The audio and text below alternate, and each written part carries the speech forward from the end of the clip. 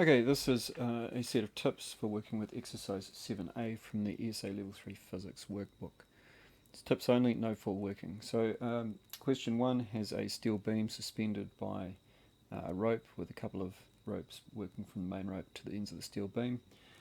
You're given an acceleration, and the key point for question 1a is we're remembering that acceleration results from a net force, that's Newton's first law, and that the net force is proportional to the acceleration and the mass. So commonly that's Newton's second law, and it's summarized as F equals ma, and so that is what you're going to use in question 1a. Question 1b, calculate the total upward force that must be acting on the iron bars. Now the core of this is to realize that the net force is the vector sum of the various forces acting. Now what forces are acting on the steel bar? Well, there's the upward force that's the support force from the rope, and there's the downward force from gravity. Now the downward force from gravity can be found using F equals mg. The upward support from the rope is what you've essentially been asked to find, the total upward force acting on the beam. The net force, of course, you have worked out in question 1a. Consider the directions of the vectors as you add those together. Name the individual forces acting on the iron bars to provide the upward force. Really, I think is what it's just saying is it's not the upward force from the main rope, but which things are actually connected to the bar. They're labelled, and you just have to realise that T, capital T, refers to the tension. Ropes and cables are only able to provide tension. Part D, if the two cables attached to the bars have angles as shown, draw a vector diagram to show how the tension forces T1 and T2 act on the iron bars combine. So you want to start with drawing a vector for each of the forces. In this case, you can either draw vectors for the you want a vector for the upward force in the main rope, and a vector for each of the two other tensions, and you make a triangle out of the three, so that T1 plus T2 equals the other vector. Calculate the size of the tension forces. Now you're just going to use your vector triangle using SOHCAHTOA and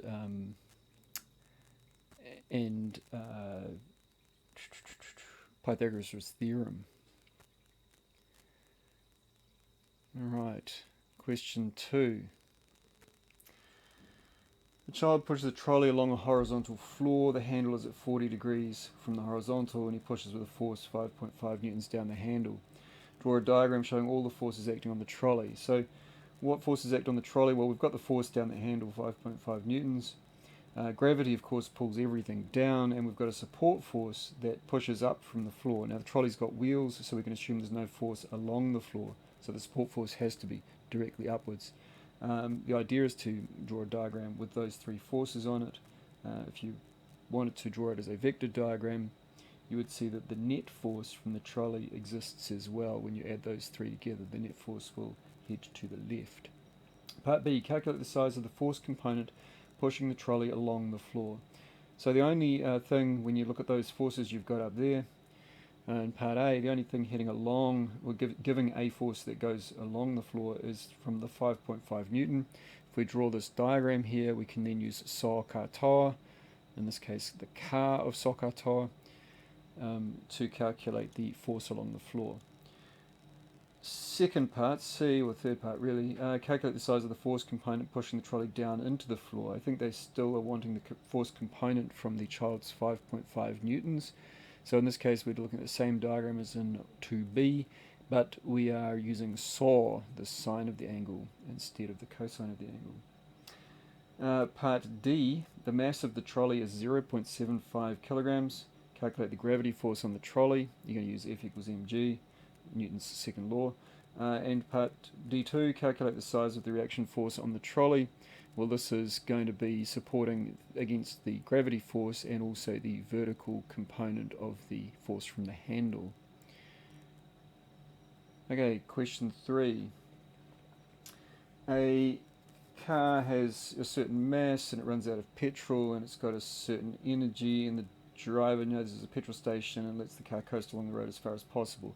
A1, calculate the speed of the car in meters per second when it ran out of petrol. So it has a certain amount of energy we've been given, which means that you can work out the speed just using the formula for kinetic energy, EK equals a half mv squared. You're now going to try and convert this to kilometers per hour. Well, 1 kilometer per hour equals 1,000 meters per 3,600 seconds. And that means that if we're going to turn 1 meter per second, so we can reconvert that the other way, 1 meter per second equals 3.6 kilometers per hour.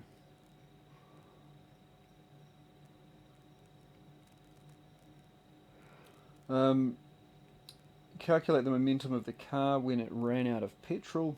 Well, if you know how fast it's going and you know its mass, you can do a calculation for momentum with P equals mv. Okay, so for part C, you are given that the car gained another 37,500 joules of kinetic energy as it rolled down a sloped section of the road. Now, this we can assume comes from gravitational potential energy, and we can use this to so because of that we can say, well, this change in kinetic energy came from gravitational potential energy. We've got an equation for that. Gravitational potential energy that was available is equal to the mass times gravity times the change in the height. So we can plug our height, our mass, and 9.8 is gravity into that formula to get the we can plug the change in kinetic energy as if it's delta EP, the mass and the gravity into that to get the change in height. Part D1, the car starts to go uphill and coasts to a halt after 11 meters. Calculate the gravitational potential energy the car gained as it coasted uphill. Again, we use delta EP equals, well, in this case we don't use the change in EK, we just use delta EP equals mgh, and this gives us a way of calculating the gravitational potential energy, just substituting the height, the mass, and gravity, 9.8, into that equation. This potential energy comes from the kinetic energy the car had. Now, if you work out that change in potential energy, you'll find it is not as large as the change in kinetic energy, which means there's a difference, and that is the energy that was lost to friction. So you can use this idea: the change in kinetic energy equals the change in potential energy plus the energy lost via friction to heat, etc., and solve out to figure out how much friction there was. Thank you for listening.